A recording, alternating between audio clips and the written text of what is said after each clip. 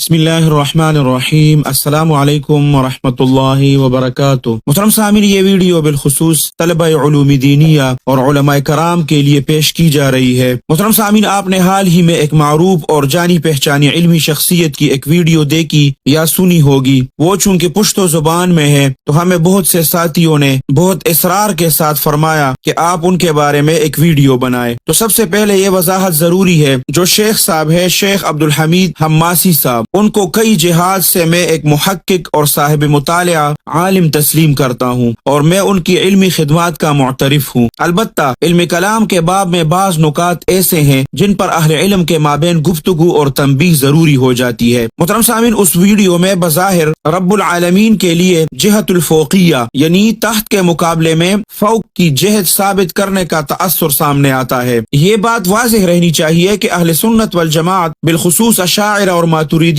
کے متفقہ اصول عقیدہ کے مطابق اللہ سبحانہ وتعالی کے لیے جہت اور مکان کی نفی قطعی اور مسلم ہے۔ اللہ سبحانہ وتعالی نہ کسی سمت میں محدود ہے اور نہ کسی مکان کا محتاج۔ اہل سنت کا متفقہ موقف اگر بنیادی کتب عقائد مثلا المہند علی المفند، شرح العقائد نصفیہ، نبراس، ان کا مطالعہ کیا جائے تو یہ حقیقت بالکل واضح ہو جاتی ہے کہ اہل سنت والجماعت کے نزدیک اللہ سبحانہ وتعالی کے لیے مکانی بلندی یا سمتی فوقیت کا کوئی تصور موجود نہیں۔ ائمہ اہل سنت خصوصاً امام فخر الدین الرازی، امام ابو حامد الغزالی اور علامہ انور شاہ کشمیری رحمۃ اللہ علیہ اور اکابر علماء دیوبند کی تصریحات اس پر واضح دلیل ہے۔ محترم شیخ عبدالحمید حماسی صاحب، آپ کی علمی محنت، مطالعے کا ذوق اور کتب سے شغف قابل احترام ہے۔ عرض صرف یہ ہے کہ علم کلام نحو، صرف یا منطق کی طرح محض فنی بحث نہیں، بلکہ یہ عقائد اہل سنت کا نہایت نازک اور حساس باب ہے۔ اس میدان میں گفتگو کرتے وقت قدیم متون، ائمہ کلام اور اہل سنت کے مسلمہ اصولوں کو سامنے رکھنا بے حد ضروری ہوتا ہے۔ بعض مواقع پر آپ کی گفتگو سے ایسا تاثر پیدا ہوا جس سے اہل سنت کے عقائد کی مکمل اور درست ترجمانی نہ ہو سکی، اور بعض بزرگوں خصوصاً صاحب روح المعانی کے عقیدے کے بارے میں بھی ابہام پیدا ہوا۔ علامہ علوسی رحمۃ اللہ علیہ کا اصل عقیدہ